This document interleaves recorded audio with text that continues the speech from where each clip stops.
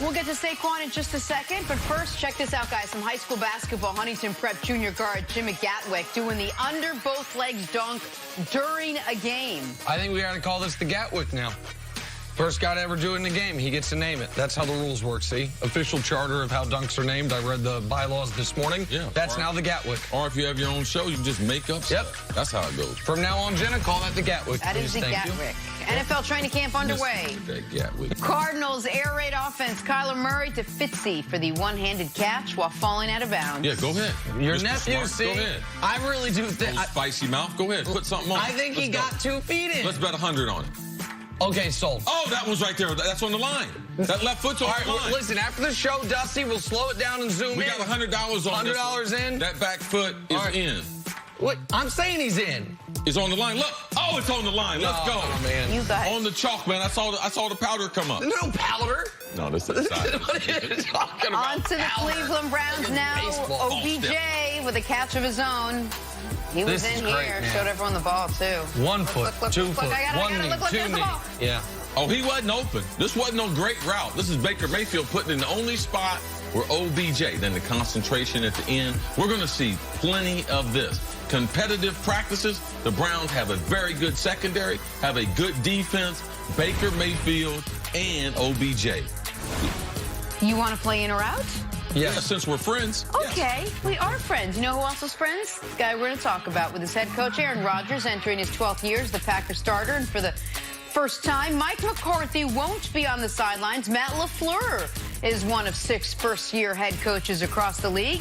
CC, you in or out on LaFleur being the rookie head coach best set up for success this season? I wouldn't say he's in a good situation, but I wouldn't say set up the best. I got to be out because I believe Freddie Kitchens. I believe that John Dorsey believes in him, and I believe they're going to be patient, and he's got a year of already working out the kinks with Baker. Man, with Aaron, I could see this. Some of these same comments, we're friends, were just like Aaron when he started with Mike McCarthy. Oh, we're buddies. And then after that wore off, then we saw it end up happening. But in the beginning, it went really well. And as much as high as I am on the Browns and Baker and Odell and the whole team there, I got to be in on this because he does have Aaron Rodgers. Like, that is, you are all of a sudden starting 7 steps ahead of everyone else when you've got the most talented thrower of the football in NFL history, not named Pat Mahomes, as your quarterback. You got to be in on that. So I'm with Matt LaFleur and Aaron Rodgers this year. All right, yesterday, Giants second-year running back Saquon Barkley received MVP chance at training camp. In the last 12 years, just 1 running back has won MVP. Nick, you in or out on Saquon being a legit MVP candidate this season?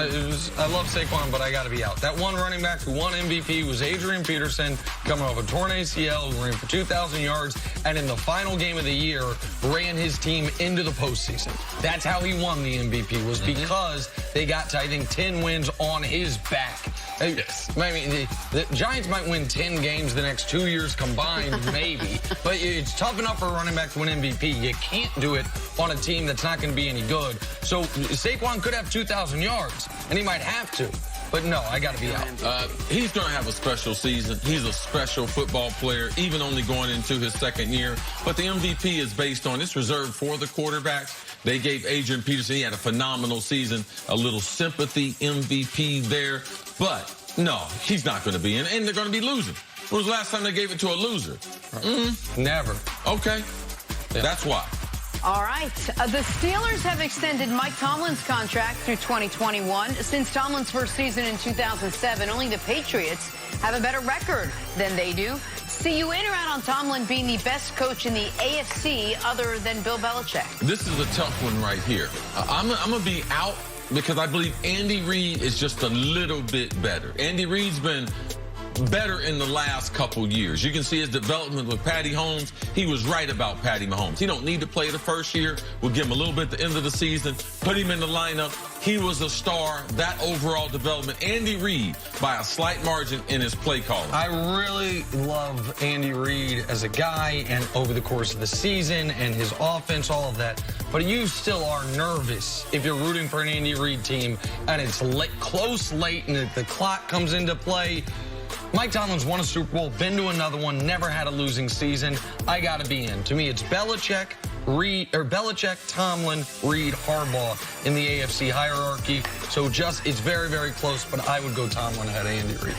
All right, on to the Jets now. Le'Veon Bell was impressive and in tip-top shape at training camp. Lev Bell said that he's up for 500 touches if it takes the Jets to the Super Bowl.